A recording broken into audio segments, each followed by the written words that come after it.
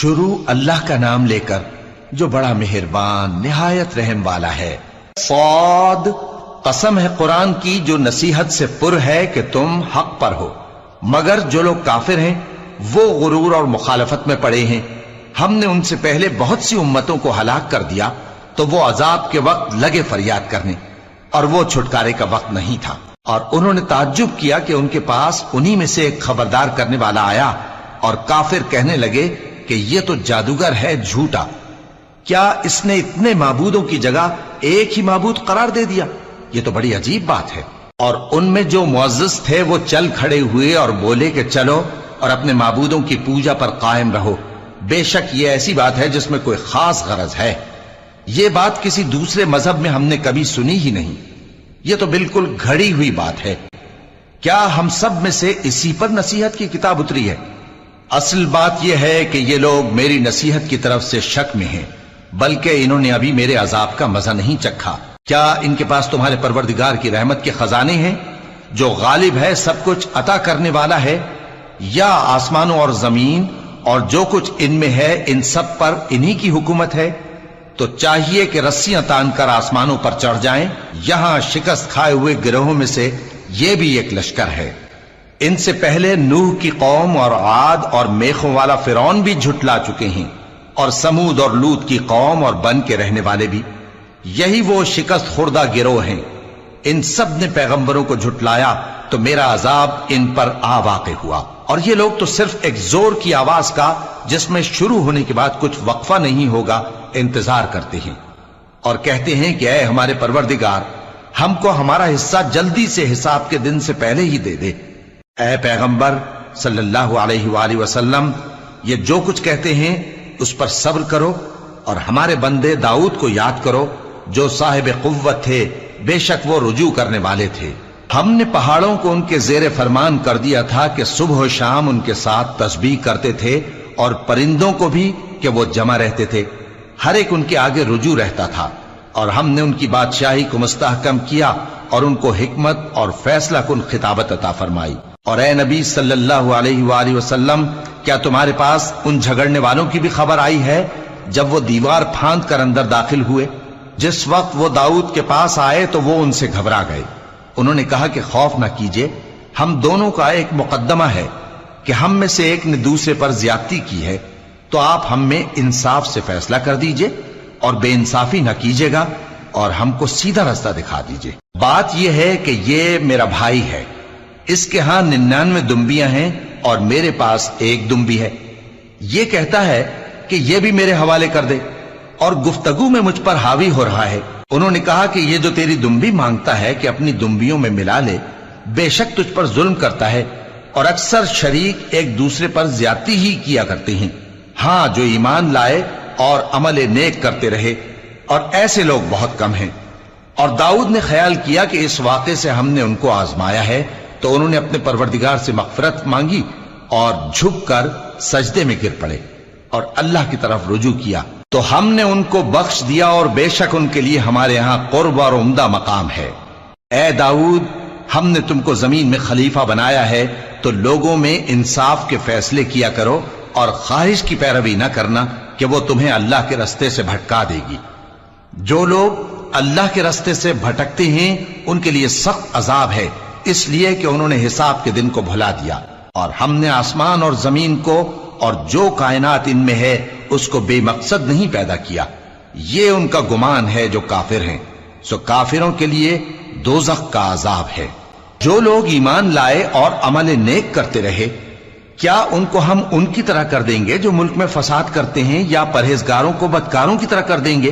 یہ کتاب جو ہم نے تم پر نازل کی ہے بابرکت ہے، تاکہ لوگ اس کی آیتوں میں غور کریں اور تاکہ اہل عقل نصیحت حاصل کریں۔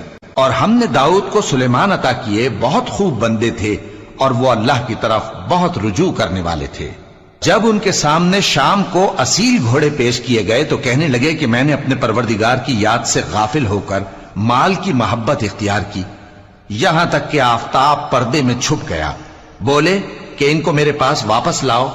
پھر ان کی ٹانگوں اور گردنوں پر ہاتھ پھیرنے لگے، اور ہم نے سلیمان کی آزمائش کی اور ان کے تخت پر ایک دھڑ سا ڈال دیا۔ پھر انہوں نے اللہ کی طرف رجوع کی اور دعا کی کہ اے پروردگار مجھے معاف فرما اور مجھ کو ایسی بادشاہی عطا فرما کہ میرے بعد کسی کو شایع نہ ہو، بے شک تو سب کچھ عطا فرمانے والا ہے۔ پھر ہم نے ہوا کو ان کے زیر فرمان کر دیا کہ جہاں وہ پہنچنا چاہتے ان کے حکم سے نرم نرم چلنے لگتی، اور جنوں کو بھی ان کے زیر فرمان کیا۔ یہ سب عمارتیں بنانے والے اور غوطہ مارنے والے تھے، اور کچھ دوسروں کو بھی جو زنجیروں میں جکڑے ہوئے تھے۔ ہم نے کہا یہ ہماری بخشش ہے، چاہو تو احسان کرو یا رکھ چھوڑو، تم سے کچھ حساب نہیں ہے، اور بے شک ان کے لیے ہمارے ہاں قرب اور عمدہ ٹھکانہ ہے۔ اور ہمارے بندے ایوب کو یاد کرو جب انہوں نے اپنے رب کو پکارا اور کہا کہ شیطان نے مجھ کو ایذا اور تکلیف دے رکھی ہے۔ ہم نے کہا کہ زمین پر لات مارو، دیکھو یہ چشمہ نکل آیا، نہانے کو ٹھنڈا پانی اور پینے کو بھی، اور ہم نے ان کو اہل و عیال اور ان کے ساتھ اتنے ہی اور بخشے۔ یہ ہماری طرف سے رحمت اور عقل والوں کے لیے نصیحت تھی۔ اور ہم نے کہا اپنے ہاتھ میں تنکوں کا ایک مٹھا لو، پھر اس سے مار لو اور قسم نہ توڑو، بے شک ہم نے ان کو ثابت قدم پایا، بہت خوب بندے تھے، بے شک وہ بہت رجوع کرنے والے تھے۔ اور ہمارے بندوں ابراہیم اور اسحاق اور یعقوب کو یاد کرو جو قوت والے اور صاحب نظر تھے۔ ہم نے ان کو ایک صفت خاص آخرت کے گھر کی یاد سے ممتاز کیا تھا، اور وہ ہمارے نزدیک منتخب اور خوبی والوں میں سے تھے۔ اور اسماعیل اور الیسع اور ذوالکفل کو یاد کرو، اور یہ سب بھی خوبی والوں میں سے تھے۔ یہ نصیحت ہے اور پرہیزگاروں کے لیے تو عمدہ ٹھکانہ ہے، ہمیشہ رہنے کے باغ جن کے دروازے ان کے لیے کھلے ہوں گے، ان میں تکیے لگائے بیٹھے ہوں گے، اور کھانے پینے کے لیے بہت سے میوے اور مشروبات منگاتے رہیں گے، اور ان کے پاس نیچی نگاہ رکھنے والی اور ہم عمر حوریں ہوں گی۔ یہ وہ چیزیں ہیں جن کا حساب کے دن کے لیے تم سے وعدہ کیا جاتا تھا، یہ ہمارا رزق ہے جو کبھی ختم نہیں ہوگا۔ یہ نعمتیں تو فرمانبرداروں کے لیے ہیں، اور سرکشوں کے لیے برا ٹھکانہ ہے، یعنی دوزخ جس میں وہ داخل ہوں گے، اور وہ بری آرامگاہ ہے۔ یہ کھولتا ہوا گرم پانی اور پیپ ہے، اب اس کے مزے چکھیں، اور اسی طرح کے اور بہت سے عذاب ہوں گے۔ یہ ایک فوج ہے جو تمہارے ساتھ گھستی چلی آ رہی ہے، ان کو خوشامدید نہ کہا جائے۔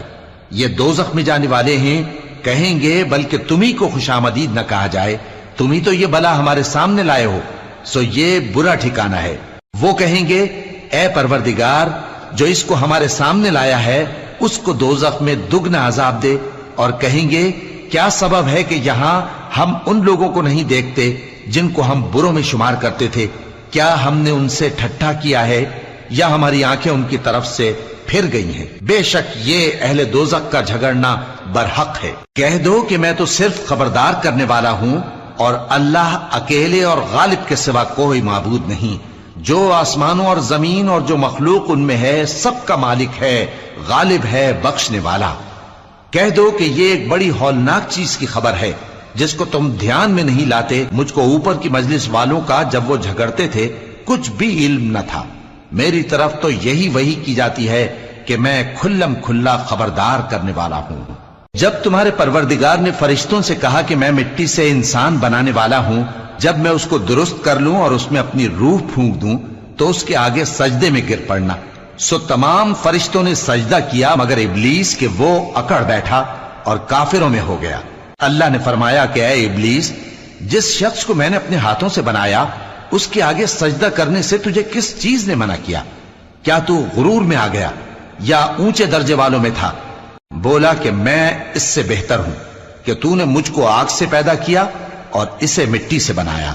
فرمایا بس یہاں سے نکل جا، تو مردود ہے اور تجھ پر قیامت کے دن تک میری لعنت پڑتی رہے گی۔ کہنے لگا کہ میرے پروردگار، اچھا تو مجھے اس روز تک کہ لوگ اٹھائے جائیں مہلت دے۔ فرمایا کہ تجھ کو مہلت دی جاتی ہے اس روز تک جس کا وقت مقرر ہے۔ کہنے لگا کہ مجھے تیری عزت کی قسم، میں ان سب کو بہکاتا رہوں گا سوائے ان کے جو تیرے چنے ہوئے بندے ہیں۔ فرمایا ٹھیک ہے، اور میں ٹھیک ہی کہتا ہوں کہ میں تجھ سے اور جو ان میں سے تیری پیروی کریں گے سب سے جہنم کو بھر دوں گا۔ اے پیغمبر، کہہ دو کہ میں تم سے اس کا صلہ نہیں مانگتا اور نہ میں بناوٹ کرنے والوں میں ہوں۔ یہ قرآن تو اہل عالم کے لیے نصیحت ہے، اور تم کو اس کا حال कुछ वक्त के बाद मालूम हो जाएगा।